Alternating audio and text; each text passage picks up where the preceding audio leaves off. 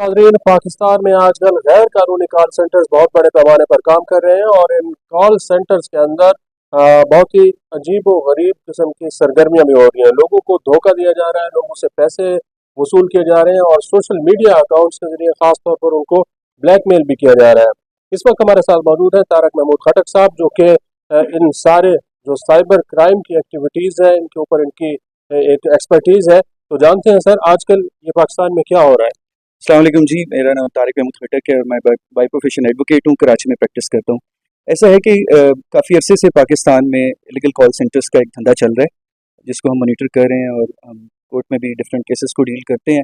पहले इसको FIA cyber crime wing deal करता, तो फिर उसके बाद national cyber crime investigation agency का जब क़याम अमल में आया तो वो इसको डील करने लगी।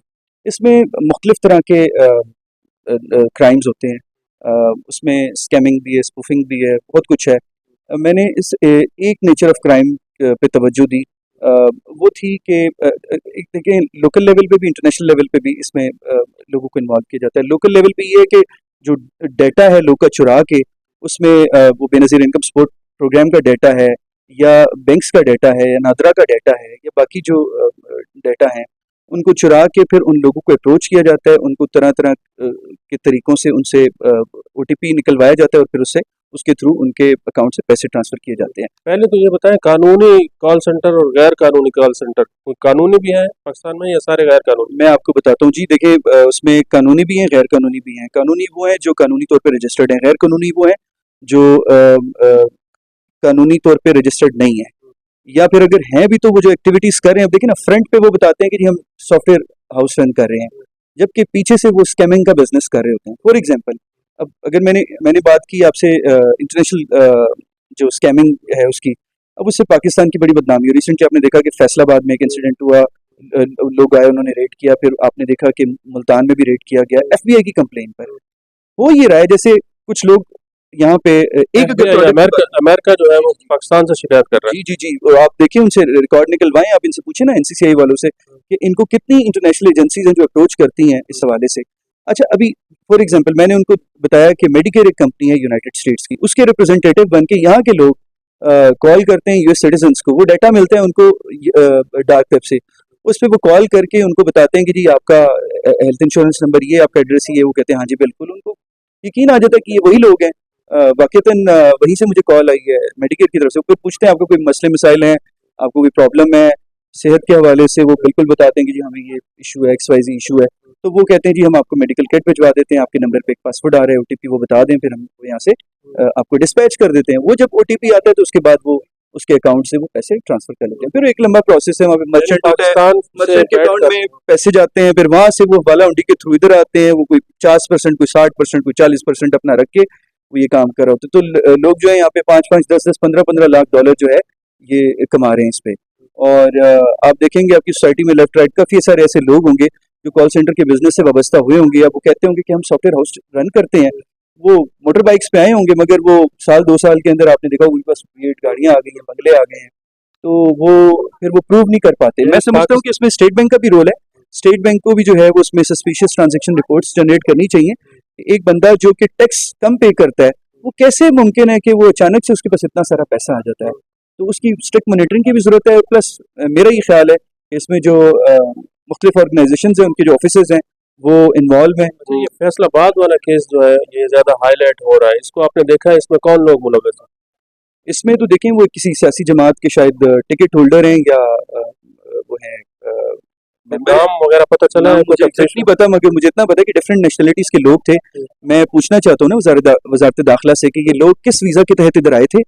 यहाँ पे इनको नहीं था पता कि ये लोग क्या कर रहे हैं इधर। हमारी पाकिस्तान की जो डिफरेंट एजेंसीज हैं, बाहर से लोग वीज़ा लेकर पाकिस्तान आ रहे हैं और कॉल सेंटर में काम कर रहे हैं। जी जी बिल्कुल, ये हमारे लिए भी हैरत की बात थी हमारे लिए भी उसी तरह हैरत की बात थी जिस तरह आपके लिए हैरत की बात है।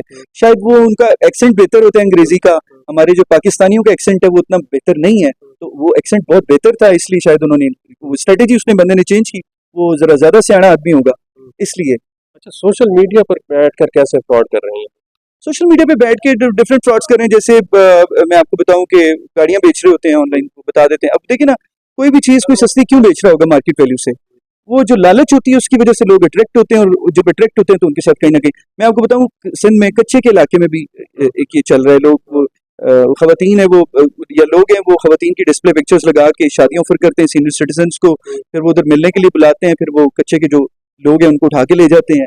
आजकल ये स्कैम भी बड़ा इन्वॉल्व है वहाँ पे। कितने केसेस अब तक रिपोर्ट हुए हैं आपके पास? मेरे पास कोई स्टैटिस्टिक्स ऐसे नहीं है, क्योंकि ये तो प्रोवाइड करना हुकूमत का काम है। कॉल सेंटर कितने काम कर रहे हैं पाकिस्तान में गैर कानूनी? मेरे नॉलेज में कोई डेटा वगैरह इकट्ठा किया हुआ? मैंने जो है ना, मेरे पास जो डेटा था उसके मुताबिक तो देखें, ये डेटा अनअप्रूव्ड है। पाकिस्तान भर में जो है, जो बीपीओज हैं एस्टिमेटेड, वो हैं तकरीबन 3000 से 5000 के करीब, ठीक है, जिसमें कराची में 1500 से 2000 के करीब हैं जो कॉल सेंटर है। ये बीपीओज या कॉल सेंटर्स जिसको कहते हैं, जिसमें लीगल जो है वो तकरीबन 1500 से 2000 हैं पाकिस्तान वाइड, और 700 से 1200 के दरमियान जो है ना वो कराची में है। इसी तरह जो अनरजिस्टर्ड है या इलीगल है वो 1500 से तकरीबन 3000 के दरमियान है पाकिस्तान वाइड, और जो कराची के लेवल पे वो 800। क्रिप्टो का भी कारोबार हो रहा है इस पर? ये हमने ये सुना है, जैसे अरमगान वाले केस में हुआ था कि वो पैसे जो हवाला हुंडी के थ्रू इधर आ गए, वो पैसे फिर ये क्रिप्टो में इन्वेस्ट कर देते हैं। वो कुछ लोग इधर मंगवाने के बजाय क्रिप्टो में इन्वेस्ट कर देते हैं। वो क्रिप्टो का जो उनका अकाउंट है वो भरता रहता है, वो कोई पकड़ ही नहीं सकता यहाँ पे, किसी को कैसे पता चलेगा कि पैसे गए किधर। तो वो ये जो हमारा एनसीसी और दूसरा एक ये तरीका वारदात इनका ये है कि ये अपने एम्प्लॉयज के नाम पे डिफरेंट अकाउंट्स ओपन करते हैं, वहां से पैसे उधर ट्रांसफर करते हैं, और फिर उनके अकाउंट से पैसे निकलवाते हैं ताकि ये कहीं सामने आ ना सके, मनी ट्रेल इनकी ना आए। एनसीसी इस सिलसिले में कोई कार्रवाई बेहतर तौर पर कर रहे हैं या हुकूमत बिल्कुल इस पर खामोश है? हमारी बड़ी एक्सपेक्टेशंस हैं, मोहसिन नकवी साहब से बड़ी एक्सपेक्टेशंस हैं, वो एक वाइब्रेंट मिनिस्टर हैं, और जो डीजी एनसीसीआई हैं वो भी एक अच्छे ऑफिसर हैं। मेरी ख्वाहिश यही है कि वो इस पे एक्टिवली काम करें, मगर कैपेसिटी है इनके पास? कैपेसिटी मेरा ख्याल है कि इनको बढ़ाने की जरूरत है, क्योंकि एनसीसीआई एक नया इदारा बने, इनके पास अफसरान की भी कमी है, इनके पास एहलकारान की भी कमी है, इनके पास सबसे जो ज्यादा जरूरत है वो जो डिजिटल फोरेंसिक लैब है उसकी जरूरत है। अगर वो बना देते हैं, उस पर अगर ये काम करते हैं, हर सूबे में कम से कम एक होनी चाहिए, दो नहीं तो कम से कम एक होनी चाहिए, ताकि जो हर प्रोविंस के लेवल पे वो खुद कफील हो।